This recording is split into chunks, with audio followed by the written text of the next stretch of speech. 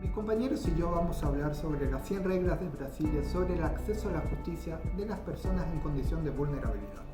Estas reglas nacen en la Cumbre Judicial Iberoamericana en el año 2008 y son ratificados por la Argentina por medio de una acordada de la Corte Suprema de Justicia de la Nación en el año 2009. En cuanto a los motivos, la Cumbre Judicial Iberoamericana consideró necesario la elaboración de reglas básicas relativas al acceso a la justicia de las personas que se encontraban en condición de vulnerabilidad. De esta manera se desarrollan los principios establecidos en la Carta de Derechos de las Personas ante la Justicia en el espacio judicial iberoamericano. Si bien la dificultad de garantizar la efectividad de los derechos afecta con carácter general a todos, es aún mayor cuando se trata de personas de vulnerabilidad, ya que encuentran limitaciones para el ejercicio de sus derechos. Por eso se deben tomar medidas para eliminar dichas limitaciones. La Cumbre Judicial Iberoamericana es consciente de que la promoción de un acceso efectivo a la justicia exige una serie de medidas dentro de la competencia del Poder Judicial. Es así, y teniendo en cuenta la importancia de dicho documento, se recomienda a los poderes públicos que, cada uno dentro de su respectivo ámbito de competencia, promuevan reformas legislativas y adopten las medidas necesarias que hagan efectivo el contenido de dichas reglas.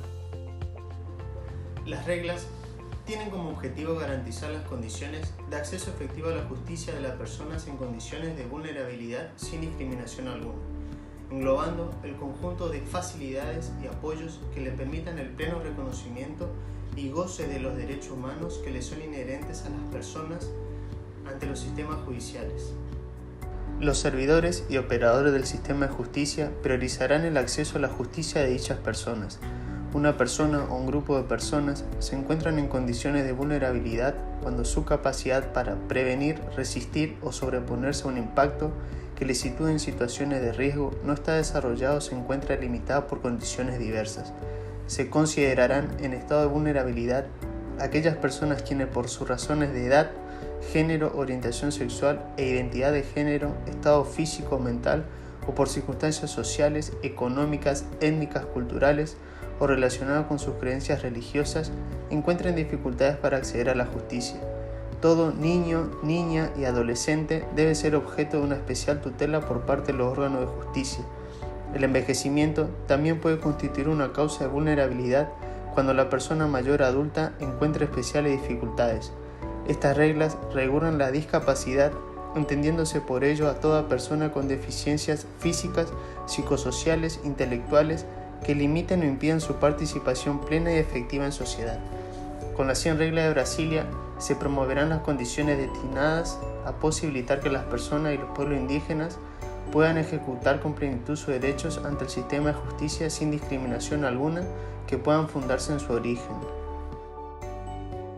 Las reglas de Brasilia tienen el imperativo de evidenciar las diferentes formas de subordinación y discriminación que sufren las personas en su entorno social, considerando la edad, orientación sexual, condición económica, género, etnia o cualquiera otra con el fin de eliminarlas.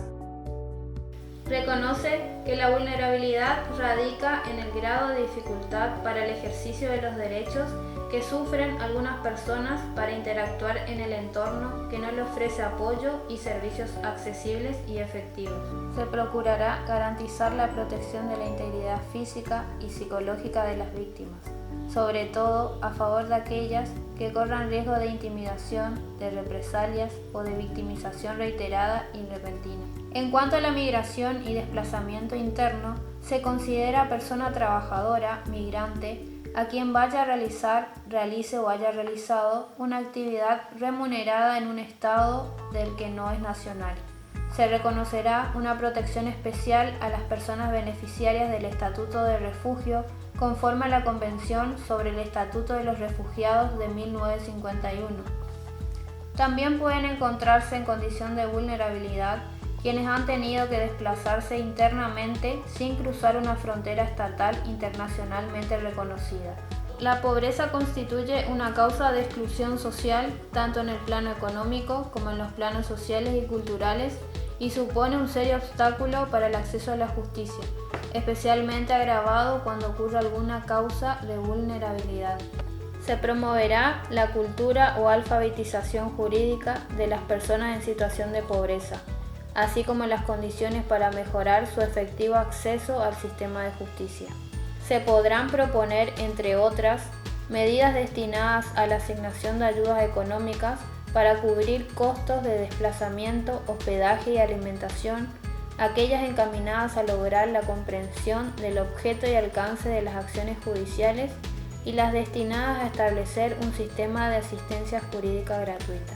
Se considera violencia contra la mujer cualquier acción o conducta basada en la pertenencia al sexo femenino, que tenga o pueda tener como resultado la muerte, un daño o sufrimiento físico, sexual o psicológico o afectación patrimonial a la mujer, así como las amenazas de tales actos, la coacción o privación arbitraria de la libertad, así como cualquier acción o conducta que menoscabe la dignidad de la mujer.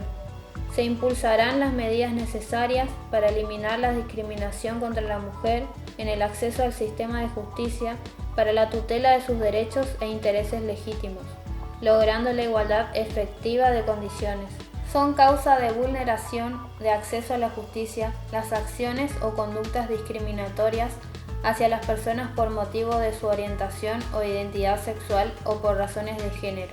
Constituye una causa de vulnerabilidad la pertenencia a una minoría nacional, étnica, religiosa y lingüística, debiéndose respetar su dignidad cuando tenga contacto con el sistema de justicia. La privación de libertad puede generar dificultades para ejercitar con plenitud ante el sistema de justicia el resto de derechos de lo que es titular la persona privada de libertad. La autoridad judicial deberá velar por la dignidad conforme a los instrumentos de derechos humanos.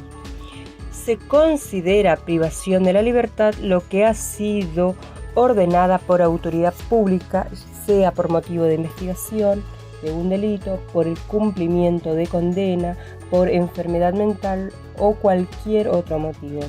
Serán destinatarios del contenido de las reglas las siguientes personas: los responsables de políticas públicas, integrantes de fiscalía, defensoría, abogados, policía, entre otros. Para el efectivo acceso a la justicia se promoverán las condiciones necesarias para que la tutela de los derechos reconocidos sea efectiva, adoptando aquellas que mejor se adapten a cada condición de vulnerabilidad. Asistencia legal y defensa pública. En el ámbito de asistencia legal, en el ámbito de la defensa y en materia de asistencia letrada.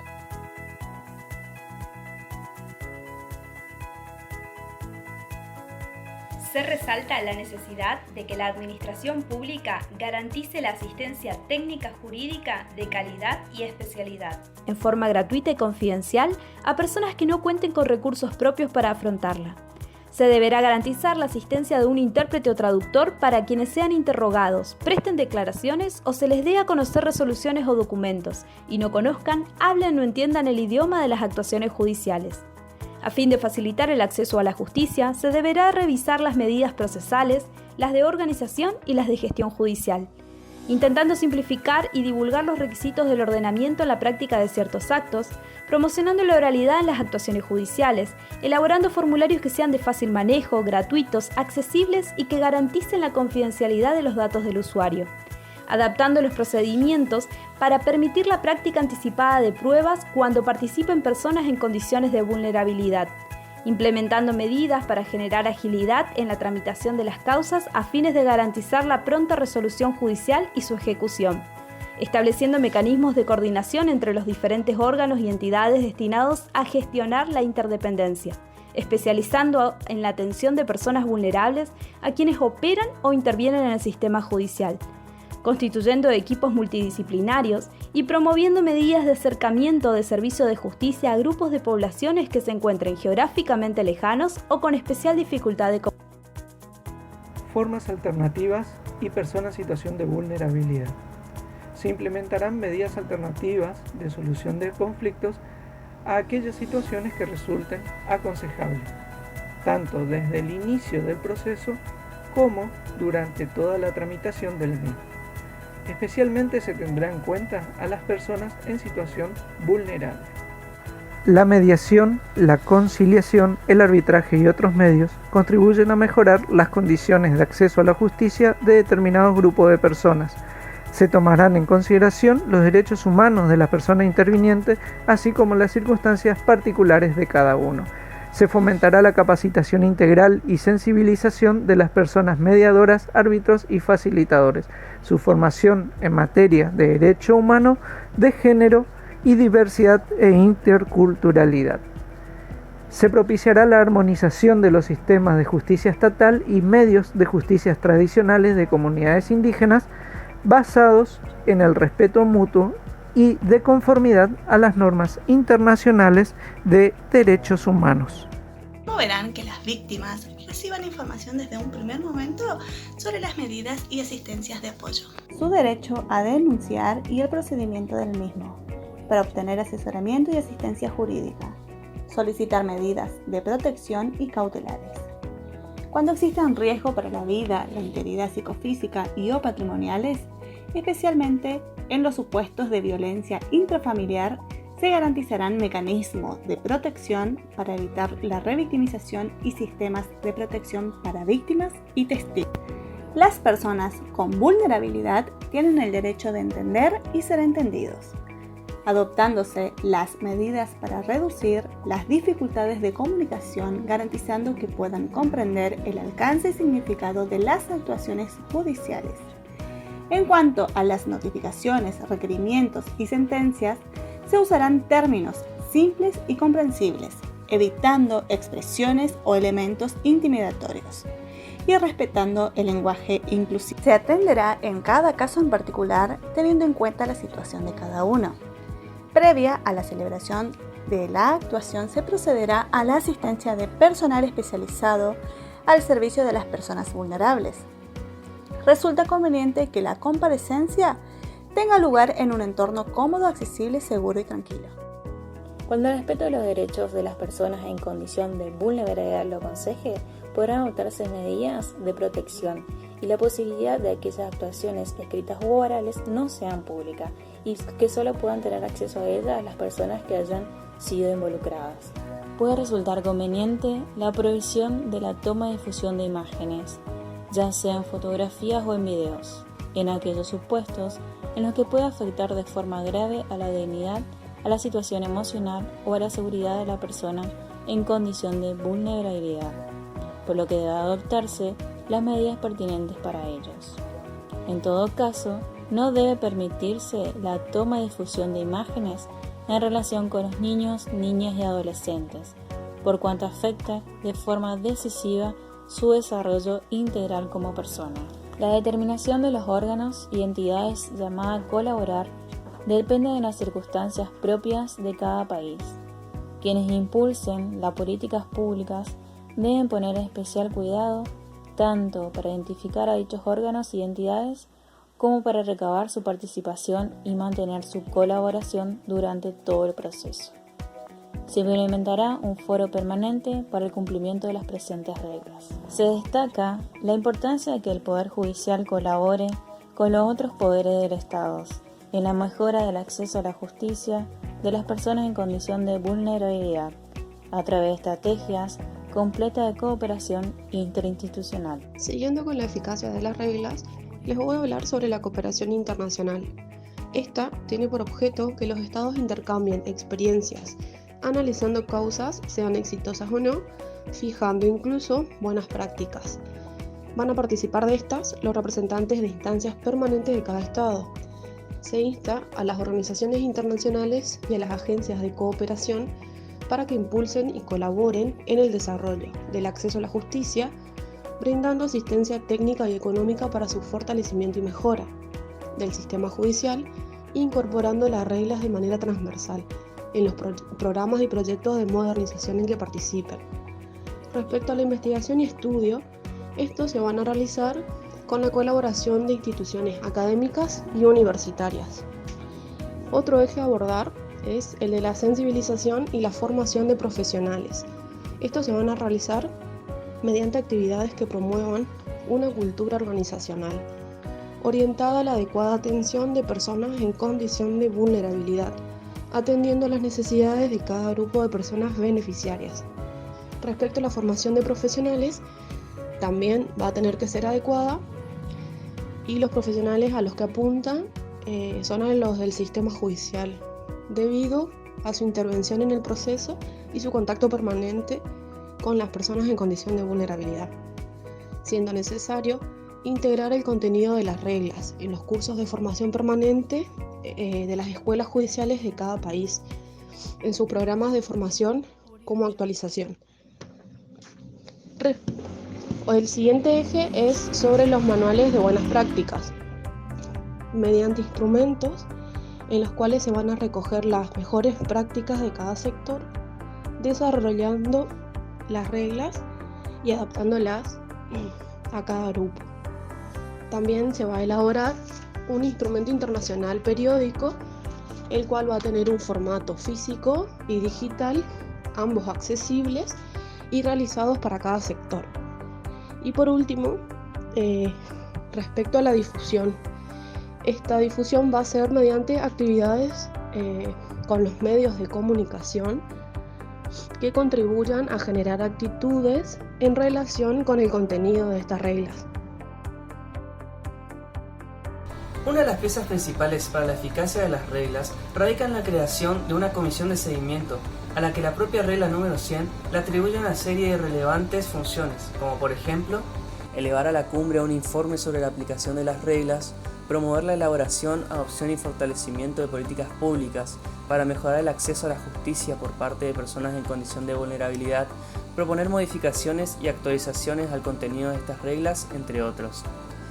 Al día de la fecha, la comisión está compuesta por 6 miembros designados por la Cumbre Judicial Iberoamericana, permitiéndose como máximo hasta 9 miembros en su composición.